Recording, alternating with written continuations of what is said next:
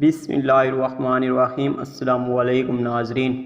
مجھے بھرپور جوانی میں کسی سے محبت ہو گئی۔ اس دوران محلے میں کسی کا بچہ کھو گیا تو اس کی والدین کی حالت دیکھی نہیں جاتی تھی۔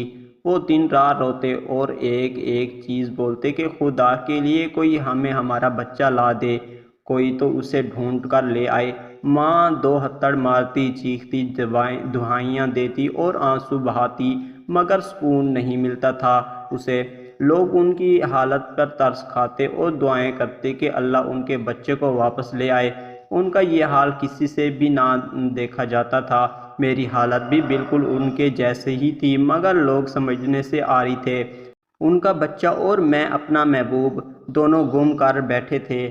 بڑے صحیح کہتے تھے کہ کوئی مر جائے تو سکون آ جاتا ہے، مگر کوئی کھو جائے تو، گم ہو جائے تو ساری زندگی تکلیف میں گزر جاتی ہے۔ کوئی پل، کوئی لمحہ بھی سکون نہیں لینے دیتا۔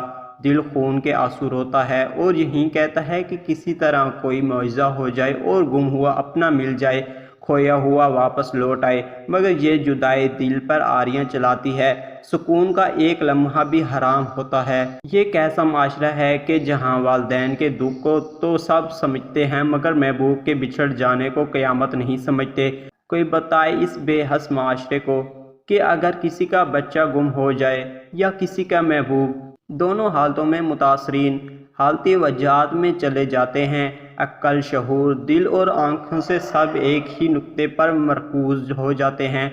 میں ان حوصلہ دیتے لوگوں سے زیادہ اس دکھی ماں باپ کے درد کو سمجھ سکتا ہوں، کیونکہ ان کی اور میری حالت میں کوئی فرق نہیں ہے۔ میں اسی لیے دعا کرتا ہوں کہ کسی کا بہت پیارا مر جائے مگر گم نہ ہو، کوئی کیوں ہجر کا عذاب جھیلے، کسی کے دل پر جدائی کا جہنم کیوں جلے، کیونکہ اپنے پیاروں کو گم ہو جانے سے زیادہ اچھا اپنے ہاتھوں سے دفنانا ہے۔ کون کیا سمجھے گا کسی کے کھو جانے کا درد، کسی کے گم ہو جانے کی تکلیف۔